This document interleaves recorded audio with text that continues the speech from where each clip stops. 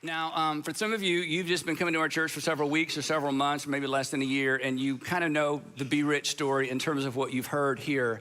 But we want you to know and hear the whole story, and specifically, we want you to know the impact that you made this year through Be Rich. So this is Be Rich.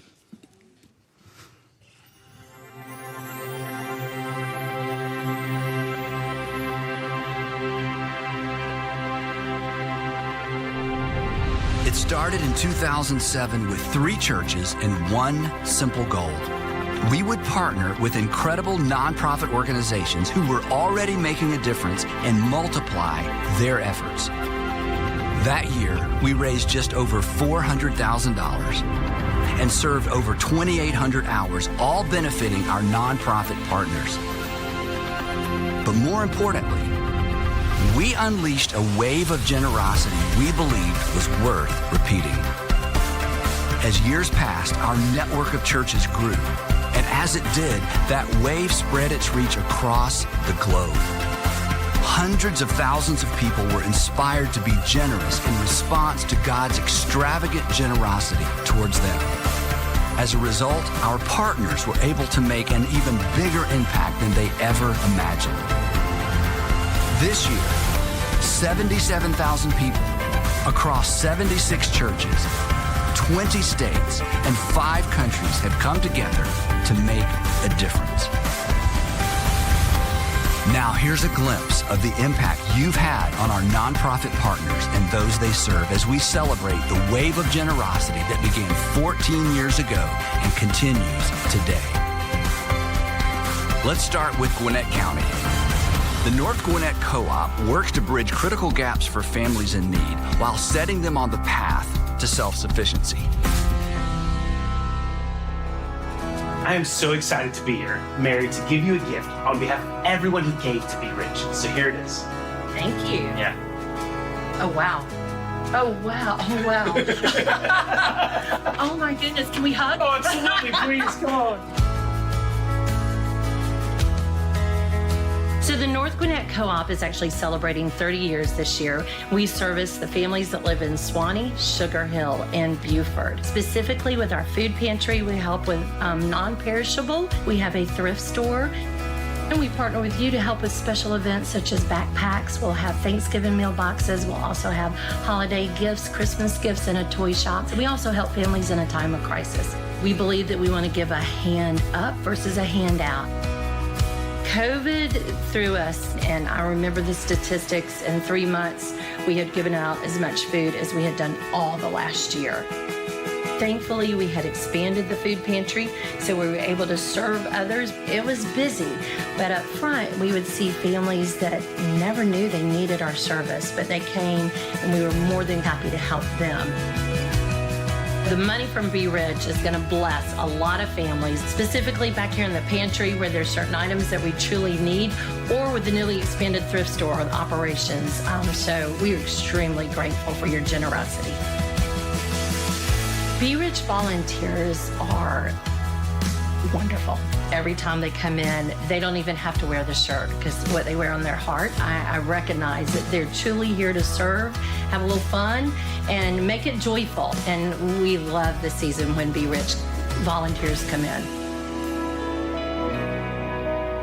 We couldn't exist or be as productive or be as helpful to our families without your partnership, sincerely.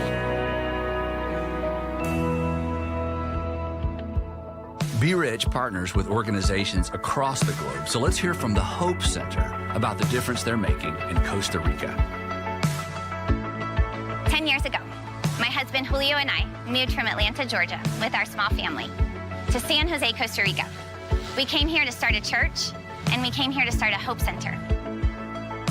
A Hope Center is a place that helps to serve children living in extreme poverty. It gives children that don't have many opportunities to grow a place that is joyful, it's full of beauty, and it's also full of hope. So every day, we serve over 500 children, giving them empowerment through academics, but also we get to talk to them about the love their Heavenly Father has for them.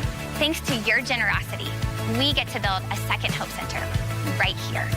And that is a really big deal because that means we get to serve more than 1,000 children. It's going to impact their whole family with empowerment and hope. So from the bottom of our hearts, we want to say thank you so much for your generosity. Thank you for being rich in good deeds.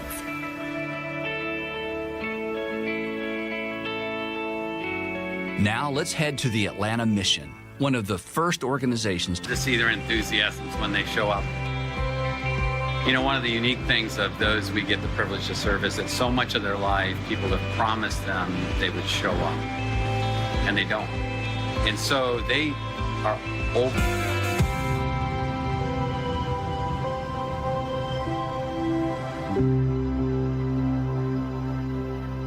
And finally, let's hear from Our Daughters International. Since 2009, they have rescued over 10,000 girls from human trafficking.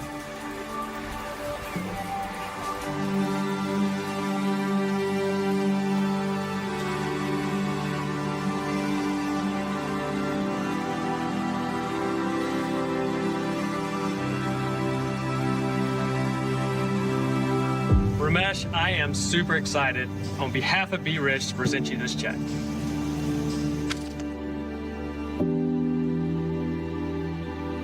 Friends, with Be Rich's help, we have been able to rescue thousands of daughters' lives. We have been able to save hundreds of those daughters from being taken away from the countries of Nepal. And now, not only been physically rescued, they've been spiritually been saved as a matter. So these daughters, without the Be Rich campaign's help, we would not be able to do that. One of the biggest cause of human trafficking is poverty. And when this poverty is happening, people are, even the traffickers are more desperate to take more girls and make money from there. The COVID-19 made the traffickers more bold and to traffic the girls because they were more desperate, making more money during this difficult time.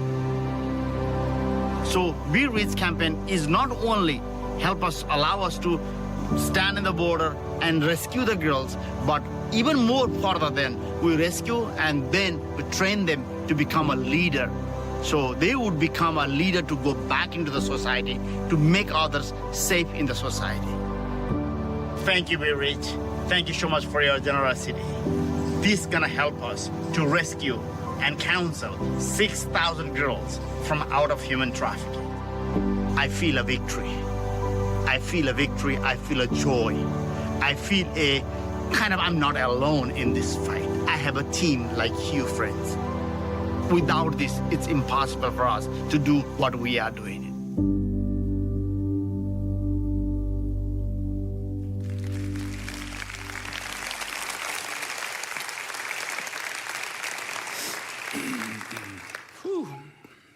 According to Jesus, and when he said this originally, the people in his original audience had no idea the magnitude of this. He was looking way into the future. I guess he was looking at us. And he says in that, we call it the Sermon on the Mount, he looks at this very disenfranchised, confused, oppressed group of people who had some interest in following him, and he said, "You are the light of the world." And they thought, "No, we're not. We're not the light of anything." Little did they know that little spark of 2,000 years ago would ignite a fire that really would create a light in a very dark world, and the world will always be dark, and according to Jesus, there will always be a light. And if he's correct, and I always think Jesus is correct, I mean, if you predict your own death and resurrection and pull it off, you just go with whatever he says, right? We say that all the time. And he said that you are the light of the world. And there's a sense in which Be Rich is how we, in the words of Jesus, let our light shine before others that they might see our good deeds and not glorify us and not say, "Wow, what a great church and what nice, generous people," but they would see our good deeds and ultimately look up and glorify or look up and connect with and understand that there really is a Father in heaven. And honestly, and you can imagine if you could just put yourself in my place in just this one little slot of my life, asking you and asking people all over the world really now to give, to Be Rich is really an easy ask. And Sandra would tell you, on the Saturday night before Be Rich, especially the past 8, 9, 10 years, I'll sit at my kitchen counter with my little notes, my little screens, trying to memorize all this stuff. And I think to myself, it's perhaps the most humbling moment of the year when I think, God, thank you that tomorrow I get to stand up in front of amazing people and I get to say the words, give $39.95, and everybody laughs and giggles, and the new people are like, what? Is this an infomercial? What are they doing, And I just say, give $39.95. And then several weeks later, millions, as you're gonna see in a few minutes, of dollars come rolling in from you to do this fabulous work all over the world. It's an easy ask because the money goes directly to organizations that are serving the underserved. And honestly, that version of generosity, there's a need, meet it, there's a need, meet it, here's a need, give some money to it. That's not an exclusively Christian way to give. That it's kind of an American way to give. But what maybe you don't know is that it was influenced by a Christian ethic of generosity. Because in ancient times, the kind of generosity where, hey, there's a need, give some money to meet it, that was actually considered foolish. It was considered irrational. There are ancient writers who said that kind of giving is actually unvirtuous, because why in the world would you do something for somebody else who can't do anything for you? I mean, why would you give your hard-earned money, or why would you give your time or your resources to somebody who can't do anything for you? If they can't return the favor, why would you do them a favor to begin with? This was the assumption of the ancient world. It is still the assumption in many parts of our world. I have friends, one in particular, I was gonna tell this whole story, but it's a little bit too long, who, because of business in a somewhat third world country, his heart was broken over the poverty in that country. He began an organization in the country. He's an American, but he began an organization in this country. And because of his business, he knows very wealthy people in that country. And he would say, Andy, I can't get them to be generous to this organization in their own backyard, taking care of kids in their own backyard. He said, I don't get it. He said, when I try to get them to give, and they have plenty of money. Some of these men are just family generational money. They're vastly wealthy. He says, their response is, hey, I pulled myself up, out of poverty myself. They can pull themselves up as well. He says, I just don't get it. And I said, because we think giving to meet a need is human nature. It is not human nature. Human nature is, I'll do something for you if I think you can do something for me. And then along came Jesus and introduced a different way of thinking. And consequently, where Christianity flourishes, and I know some of you are kind of anti-Christian, or you're watching, it's like somebody's making you watch, or they're buying you lunch, and the whole Christian thing wigs you out. I get it, but here's what's undeniable. Where Christianity flourishes, people flourish. Because generosity and compassion in the Christian faith are considered virtues. And it stems from the most famous verse in all of the Bible, John 3:16. I'll let you fill in the blank. For God so loved the world that he what? He gave. And the reason this kind of generosity was launched in the world, it emanated from the gospel. For God so loved that he didn't give to people who could give back. God so loved the world, he gave to people who were incapable of giving back. And then he says to us, I want you to do for others what I've done for you, but I want you to do it in a way that they can see your good works and go, wow. And then you be quick to point them toward your Father in heaven. But giving spontaneously to help immediately, which is what Be Rich is, and we're always gonna do that, and we love doing this. I call that giving 1.0. That's giving when asked to meet an immediate need. And all over our society, there are opportunities to give immediately, to meet, to give spontaneously, to meet an immediate need. And that kind of giving should always be part of our culture. It is good for our culture. But what makes Be Rich possible is those of you, the thousands of you, who are what I call the 2.0 givers. You don't wait to be asked. You're planned, percentage, priority givers. You've already decided ahead of time that you're gonna give. And you choose a percentage off the top and you just give it before you even have an opportunity to save it or spend it. And it's a priority for you. You give it first. You've decided ahead of time. You don't wait to be asked. You give first then hopefully you save second, and then you live on the rest. And for years and years and years, I've taught this, and I certainly didn't make up the concept. I just kind of made up the way we talk about it. You give, you save, and you live. You give, you save, and you live. And those of you who have embraced that as a lifestyle, you're the reason that Be Rich is possible. You're doing, whether you think about it in these terms or not, you're doing for the next generation what a previous generation did for you. You're ensuring that the local church is in a position to be the light of the world. And I am so extraordinarily grateful. I'm grateful for every $39.95 gift, but I'm so grateful for those of you who have given all year long and have given for years so that we could do what we do in this season, especially in light of what's happened the last 19 months. You know, about 19 months ago, our pastors all got together from all of our churches and we said, look, we are not gonna talk about money. Let's just do ministry. We're gonna trust God. The givers are gonna give. The people who aren't gonna give, we're not even gonna remind them. Let's just do this. And if we run out of money, we'll get up and say, hey, we are out of money, but let's not talk about money. I mean, remember at the beginning of COVID, there was so much insecurity. The economy just tanked and, 401ks tanked and people were losing jobs. Like, the last thing we're gonna do is get up and say, the church needs your money. I said, so don't mention it. Let's just do ministry and trust God. And then when there are needs in the community, let's collect backpacks, let's collect bicycles, let's raise money for emergencies all over the world. Let's keep being a very outward focused giving organization. But let's just chill when it comes to talking to people in our churches about money. Now, if you've been coming for a while, you're like, chill, Andy. I've been coming here for years. You almost never mention it. I know we quit taking up an offering years ago. So it's not like we've overloaded you talking about money. But the good news is, in those 19 months, I mean, you don't live in the world I live in. I know you love our church and love your church, but I'm telling you, to see what happened in our churches financially over 19 months when we weren't even meeting, much less having an opportunity to say, give to the church, because we didn't do that. You were amazing. You were amazing. But that was the 2.0 givers. It's the ones that's like, I'm gonna give a percentage, I'm gonna give it first, and I'm gonna live on the rest, and I'm gonna make sure the church is ready for the next generation, that it's the light of the world.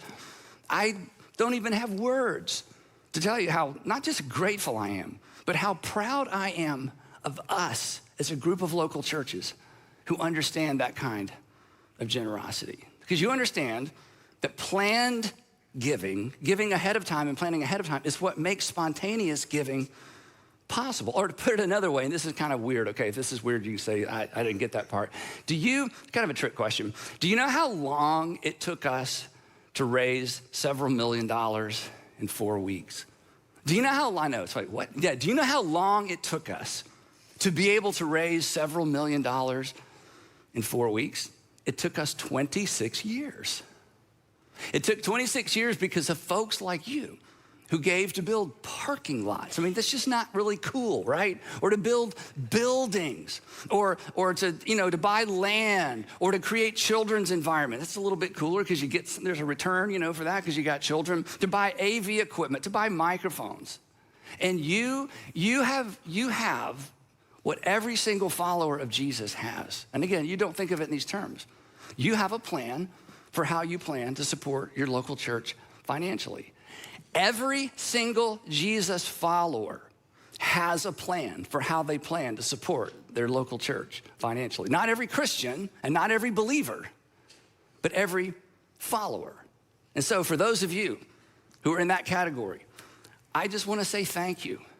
It's what allows me to sit at my counter in my kitchen on Saturday night and know that no matter how much money we raise and no matter how much money we give away, I don't have to worry about the blocking and tackling because there's a group of you that understand that the church is the light of the world and you have funded your local church, whatever local church you attend, and you've done that consistently. You're the reason that we're able to do what we do week in and week out in our churches, all over our communities, all over our city, and all over the world. And then, after all the daily stuff, turn around and give several $1 million away. But here's where I feel, and I'm not asking for sympathy. Every few years I say this to you, so this may be the first time you've heard it, but this is where I feel a bit of a failure as a pastor. And again, don't say, Andy, we love you. No, I'm not asking for anything, okay? This is really on me because I'm the leader and I'm responsible. And this is baffling to me. Only about 27% of the people, and this isn't new, and this is kind of almost on a national average, only about 27% of the people who would say North Point Community Church is my church, or Buckhead Church is my church, or East Cobb Church is my church, whatever campus you attend, or whatever church you attend in whatever city you live in, only about 27% of the people who would call their church home have a plan for how they plan to support that local church financially. And this is baffling to me. And I don't think it's because the other, about 75% of you are greedy. I don't think you're greedy. I just think you don't have a plan. I don't think you are ungrateful. I just think you just never came up with a plan. So, make a plan, okay? Because look, I don't want you to be the average American that gives the average American way. The average American way of giving is, it's spontaneous. Oh, there's need and somebody pulls on my heartstrings and, I'm gonna write a check. You should give that way, but you should give better than that. And here's why, and it comes naturally for all of us to be kind of spontaneous in our giving, because Americans in general, we prefer, and this is foolish and embarrassing, but this is all of us. We prefer just in general, intervention over prevention. Now let me explain the difference between these two words, okay? Intervention is in the middle of vention. So you know what a vention is, right? No, I don't either, okay? Intervention is it's in the middle of vention, but prevention is before a vention. Okay, that didn't help. Okay, let me maybe an illustration, all right? So here's the illustration. You ignore your health, right?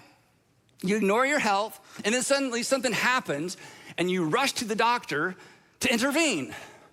And he says, you could have prevented this. And you're like, yeah, but I'm an American. We don't prevent things, we intervene in things. We wait for there to be an emergency so we can, that's why we have emergency rooms. It's like, sometimes it's an emergency unexpected. Sometimes it's, you could have prevented this. I know, but I'm an American. I don't prevent things, I intervention things. That's just how we live, right?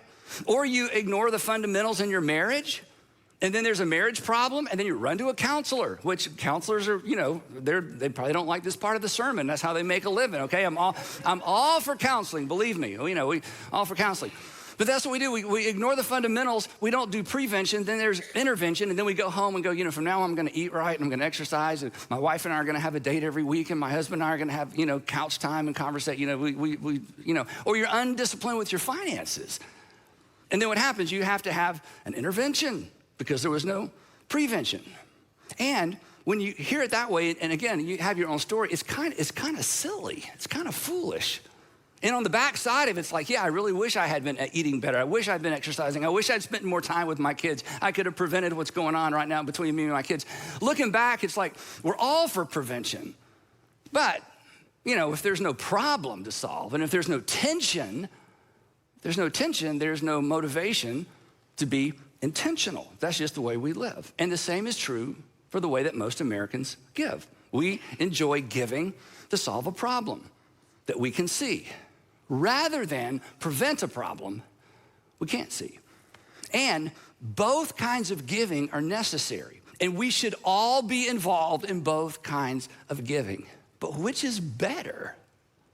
Let me go back to your health thing. Would you rather be cured of a disease or just avoid it altogether?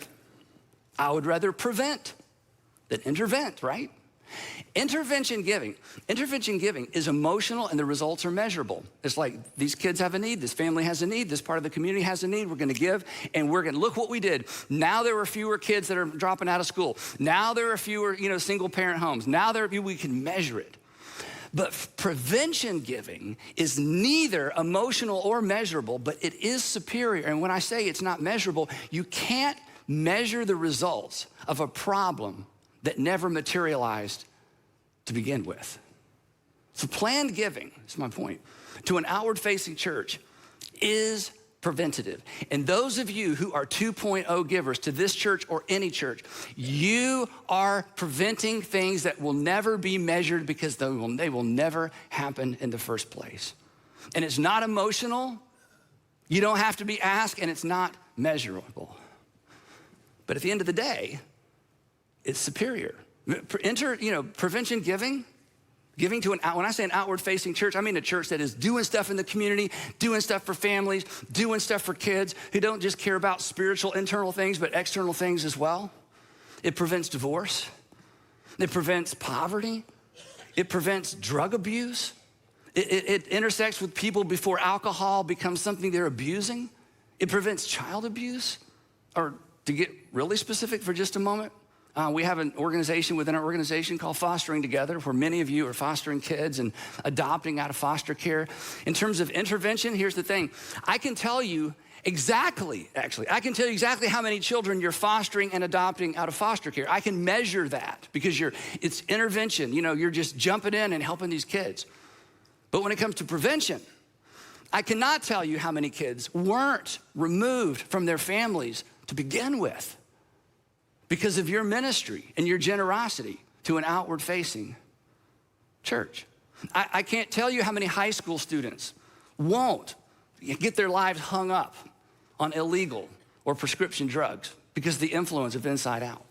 I can't tell you how many high school students won't drink and drive because of the influence of a small group leader at Inside Out. I can't tell you how many kids won't drop out of high school because of the because of the prevention of the relationship with an Inside Out small group leader. I can't tell you how much pain and how much dysfunction and how much heartbreak you have prevented through your generosity to the local church. You can't measure it, but I'm telling you, it's real. Prevention is better than intervention. And giving to an outward-facing, involved local church is some of the, if not the, is some of the best prevention giving you will ever do in your life. So in a minute, as we celebrate what you have done through Be Rich this year, which is mind-boggling, actually, when I got the video that we're gonna see in just a minute last night, I thought they sent me the wrong one. I was about to call somebody and say, wait, I don't think these numbers are correct. I'll just leave it at that. But here's what I want you to think about before we look at that. I want the rest of you to join the 27% club. Now, it's not really a club. Maybe we should start a club, okay? I want the rest of you to become 2.0 givers because I want you to give better than the average American because you are better than the average American. I want you to give better. I want you to give better, not more, better. Or I want you to give more better, okay? That's really what I want you to do because you're better and and you're not greedy. You just haven't come up with a plan. You just haven't thought it through the way I've just described it. So I want you to pick a percentage. And again, I'm not gonna ask you to do something that I'm not willing to do. And honestly, and I've told you this before, this is so easy for me and Sandra because we were raised in families where you just tithed. You just gave 10% to the church. You never saw it. I mean, first dollar, there's a dime, first 10, there's one, and then it was 100, then it was thousands, then it became tens of thousands of dollars. But it's just easy for us. It's just the way we've lived. And as we have prospered, our percentage has gone up. So it's easy for me to sit up here and say this to you. But I realize for some of you, you've never done that. And the whole idea of picking a percentage and deciding I'm gonna give it first before I look at my budget and everything else, it's terrifying. But you know what else is? It is the most physical, tangible way to do what Jesus has invited you to do as a follower. Is to seek first the kingdom of God and the work of God in the world and the community. And so I just want to challenge you. You don't have to do 10%. I mean, you can't start like that. I mean, some of you could, but just pick a percentage and decide I'm going to give it first. And I'm going to increase it as I prosper.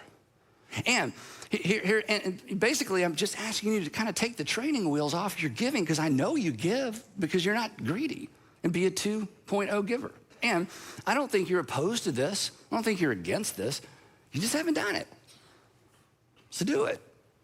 If this is your church, the easiest way to do it, and for those of you who don't attend here and your pastor's in the room with you, just hang on, I'll get to you in a second because he or she's about to have a heart attack, okay? You just need to download our app. It's so simple. Sandra and I have been giving through the app since we came up with the apps years ago. And down here, it says give, there it is. And you just set up reoccurring giving. And for those of you who are joining us from different churches, your church has an app. And you need to download the app, and you need to be a recurring giver to your church. And let me just say this. If you don't attend church anywhere, but you're a Jesus follower, you need to locate or find a church in your community that's doing great things, and you need to give every single month to the local church, whether you attend that church or not. And I want to tell you, you should send a letter to the pastor and say, dear so-and-so, I'm not ever coming to your church, or I don't attend your church, or I can't attend church, or whatever, but your church is doing great things in the community, and I want to be a part of what you're doing, because every Jesus follower is someone who supports the local church financially. And you may have been a Christian for a long time. I'm just saying, I want you to follow Jesus. This isn't about the church needs your money because of the incredible people you're surrounded by. We went through 2020, didn't even meet, and we made it fine financially. I want you to be that kind of giver. So just go to the app and just set up recurring giving. And again, for those of you who don't attend here, that's okay. To say it in the most crass, awkward way imaginable, don't procrastinate, automate. I know that was terrible, but I just thought it was kind of cute. Anyway, okay. Now, here's the last thing, and then we're gonna look at this cool video. Here's the last thing. If you don't trust me, or you don't trust us, or you're like, I see what you're doing there, I know, because you're smart, you've got me all figured out. Then just look, then find a place that you trust, and find a church that you trust, and give there. But don't miss this opportunity to be a part of what God is up to in your community and in your city and in the world. And I'll make you this promise. You will never miss money that you give away to a good cause. Isn't that right, Hal? You will, I'm telling you, you'll miss money you bought shoes with. Sorry, ladies, you'll miss money that you bought stupid gadgets with. Guys, you got a drawer full of gadgets. You don't even know what they are anymore, but it was so cool, $39.95, 4 easy payments. You bought that thing, it never worked anyway. It was too cheap to send back. You will miss money you waste. You will miss money that you misinvest. You will never miss the money that you give that enhances and helps somebody do something great in the world. And here's really the last thing. If you don't do this, let me tell you what's gonna happen, okay?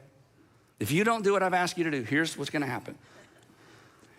We're gonna be here for you and your family 24/7.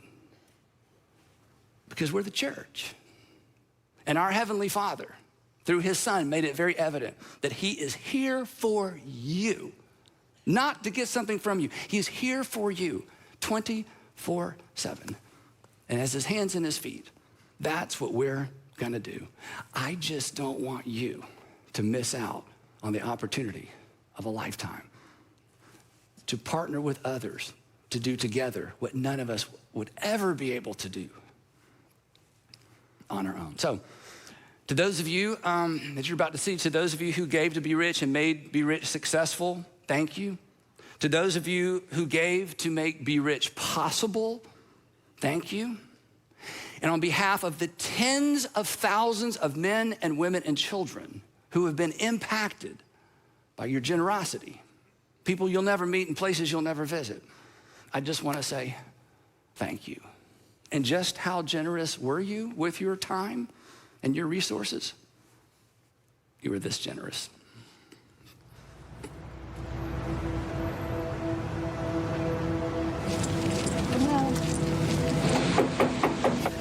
Hello. Hi. Come on in. Hey guys.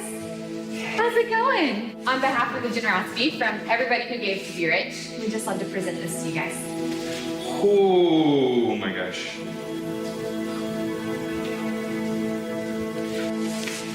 Thank you. I mean, that really serves our mission.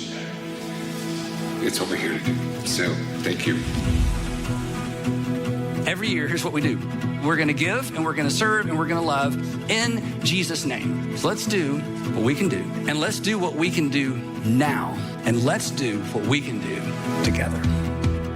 Hey everybody, on behalf of your generosity through Be Rich, we're here at Furniture Bank. We are here at Forsyth County Schools Board of Education. Today we're out at Eagle Ranch, right outside Goshen Valley Therapeutic Services, and I'm at the North Gwinnett Co-op. And I'm standing here in front of the offices of Honduras Outreach International. Hey amigos, ¿cómo están? Estamos aquí afuera del Centro Vida en Saltillo. I'm outside of Backpack Buddies. Ebenezer Aboriginal Corporation. Food for Kids, Otwell Middle School. Wellspring Living. Virtuous Women Life Academy. Love and Action Ministries. Lakeside High School. KIPP Woodson Park Academy. The Real Life Center. I am standing outside the crew. We're outside Operation Lunchbox today. We're going to go surprise them thanks to your generosity. Here we go. All we need is an open road and a chance to see a never-ending world that's beautiful. Well, on behalf of Be Rich, we're here at Furniture Bank, and we're here to present you with a check to help you go further, faster, be more effective in what you do. This is our favorite day of the year. Wow. Thank you very much. Talayla, y'all work so hard here at Homestretch to get people back on their feet that all the people that gave through Be Rich have a gift for you. Wow! So once you go ahead and open that up. Hurry up! Oh my gosh! Oh my goodness! I can't believe it! This is wonderful! This is really going to change lives. Let's open this right now. Thank you guys. Oh, so excited. So we wanted to cover all the meals for the rest of the year for all 700 students every weekend. Thank you from Southside Church and all the Be Rich folks. Yep. Can I give you a kiss? You can give me a kiss all you want. And because of your generosity, we have a gift for them. Thank you so much. Oh! That's the envelope. I gotta get happy. Praise God! Praise God! Oh my gosh! Oh my God! Oh my goodness! Oh my gosh! Oh my goodness! Oh my goodness! The impact is like far greater than I could ever explain. Truly is touching the lives of 730 kids.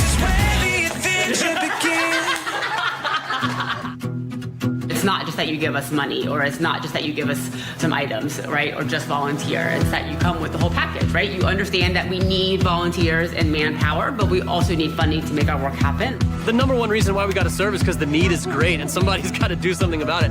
When you do service projects like this, it's really something that you're able to reflect on. Like, hey, God is using me as much as he's using other people, and he's changing both of our lives. Be rich! Oh, look at that. We certainly weren't expecting that much, Daniel. Oh, wow. Wow! We really couldn't do what we do without the help and support of Be Rich. Generosity fuels change. You are the hands. You are the feet. You are giving your money to enable us to help the community in the best way that we can. And so many programs are really because of you, not because of us. We are so incredibly grateful and thankful for the way that you guys have trusted us to do what it is that we feel like God's called us to do at Backpack Buddies. So thank you so much. And you have just helped make it possible for us to be able to meet the needs of those that are struggling. We are just gobsmacked by your generosity. Collectively, we're all doing this together. So the little bit that you think may be small is very generous, and we're so grateful. Our people are going to have comfortable chairs to sit in when they come in for devotion. The awful floor downstairs is going to be replaced. Homeless people will have a way to come in and take a shower. So that's very meaningful to us, and we cannot express our gratefulness. We would miss you if you weren't here. Here we go. All we need is an open road and a chance to see a never-ending world that's beautiful. Here we go. With the sunlight on our skin, it's a brand new day. It's ours to take, and we will let it in. This is where the adventure begins. We love Be Rich!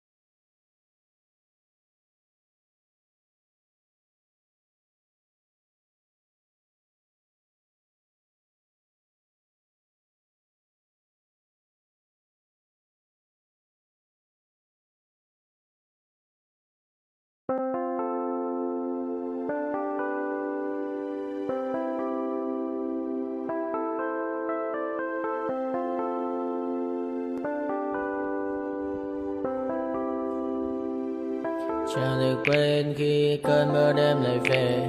Em đã quên lời thề và ta như đông chìm sâu. Không còn mơ em anh nhạt màu. Em chỉ cần mơ đâu em chỉ còn là những cơn mưa vô giá. Cho bên mơ em không mơ anh.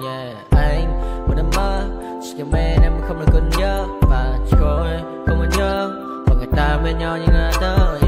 Muốn nhớ về say em chỉ còn với em ở đây. Và anh như muốn chết đi nhưng không muốn em mãi mãi. Tình yêu làm cho ta đau đầu. Không em như mà mơ mộng. Anh như đứa mong cầu và mưa bên em vô sầu. Chắc có mãi em mơ. Chỉ có bên em nhưng đừng khó mơ. Em vẫn đang dài. Em muốn bên ai. Anh không mong gì hơn. Chỉ mong em sẽ ở đây ôm anh thật gần. Anh chỉ mong đôi ta được có nhau. Mà đừng em đâu anh có em. Một đôi bên anh có em. Ta sẽ trao nhau môi hôn thật sâu. Ôm anh cứ mưa bằng ngâu. Và em chỉ nằm đâu. Anh không muốn em ở đâu đâu. Một cơn gió thứ anh không mơ cầu. Mà không đôi anh mà bên giờ. Anh chỉ là my friend. Em quên đi bao lời hứa. Quên đi cả những ngày xưa. Anh chỉ là muốn nhớ. Em cứ một chưa. Mà đừng ở đêm ở đêm. Anh nhìn một đôi mà kem. Không như là ba trên là thêm. Cho em nhiều hơn như là kem. Chỉ cần là mưa thôi. Em chỉ cần là mưa thôi. Còn ai sẽ là nắng rồi.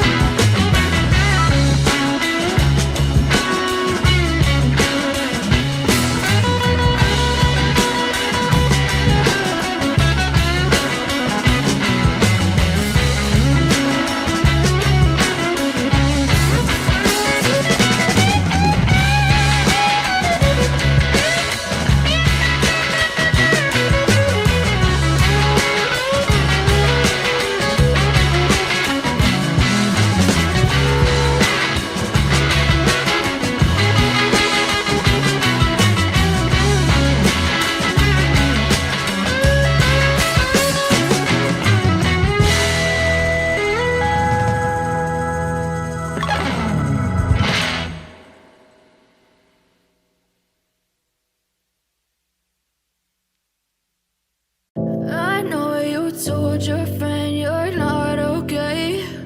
And tell me what's wrong and why you never said you felt that way.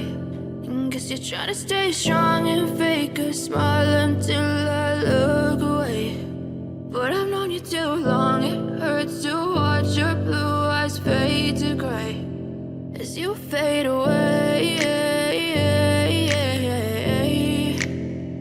as you fade away.